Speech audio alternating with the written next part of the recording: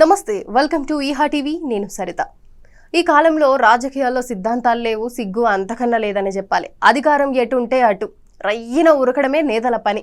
ఈ సమయంలో ఊసరవెల్లులను మనం తిట్టకూడదబ్బా, ఎందుకంటే అవి సహజ సిద్ధంగా రంగులు మారుస్తున్నాయేమో కానీ మన రాజకీయ నేతలు మాత్రం స్వార్థం కోసం రంగులు మారుస్తున్నారు. మరి ఈ జంపింగ్ జపాంగ్లను చూస్తే ఇప్పుడు ఊసరవెల్లులు కూడా సిగ్గుపడతాయని చెప్పాలి. వారిని ఈ రాజకీయ నేతల్లో నాకంటే ఎక్కువ షేడ్స్ ఉన్నాయరా అని కూడా ఊసరవెల్లులు అనుకుంటాయేమో. ఉదయం ఓ పార్టీ, సాయంత్రం మరో పార్టీలో చేరిన సందర్భాలు కూడా మనం అందరం చూసాం. కొన్ని గంటల వ్యవధిలోనే కొందరు నాయకులు కండువాలు మారుస్తున్నారు, అధికార పార్టీలో ఉండి అడ్డగోలుగా సంపాదిస్తున్నారు. ఆ సంపాదనను కాపాడుకునేందుకు అధికారంలోకి వచ్చిన పార్టీలకు వెళ్తే తమ ఆస్తులు సేఫ్ అని భావిస్తున్నారు. మరి అప్పటి వరకు అధికార హోదాను అనుభవించిన నేతలు మరోసారి అధికారం కోసం అర్రలు చాస్తూ గోడలు దూకేస్తున్నారు. మరి ఎక్కడ అధికారం ఉంటే అక్కడికి పరిగెత్తడం నేటి నేతలకు అలవాటుగా మారింది.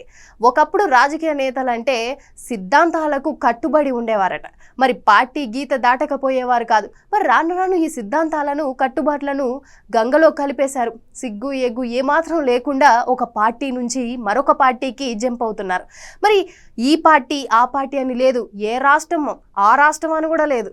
చాలా మందే ఈ జంపింగ్లకు పాల్పడుతున్నారని చెప్పాలి.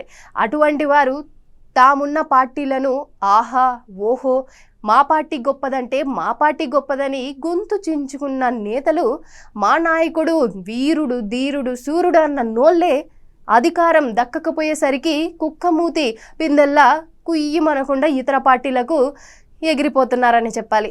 మెడలో టవల్ను తీసి పక్కన పాడేసినంత ఈజీగా తమ మెడలోని పార్టీల కండువలను తీసి రోడ్లపై పడేసి తొక్కి మరీ పక్క పార్టీలో కండువలను కప్పేసుకుంటున్నారు. మరి గతంలో తాము ఇతర పార్టీల నేతలను ఎలా విమర్శించామన్న సోయి కూడా లేకుండా ఉంది. మరి ఏముందిలే, జనాలకు షార్ట్ మెమరీ ఉంటుంది అనుకుంటున్నారు. మరి వీళ్ళంతా 4 రోజులు పోతే వాళ్ళే అంత మర్చిపోతారన్న ధీమాలో గోడలు దూకేస్తున్నారని చెప్పాలి. మరి రాజకీయాలు అంటే ఇలానే ఉంటాయన్న సందేశాన్ని కూడా భావితరాలకు వీళ్ళకి ఇప్పుడే చూపిస్తున్నారు. మరి అంతేలే, ఈ రోజుల్లో జంపింగ్ జపాంగ్లదే రాజ్యం. మరి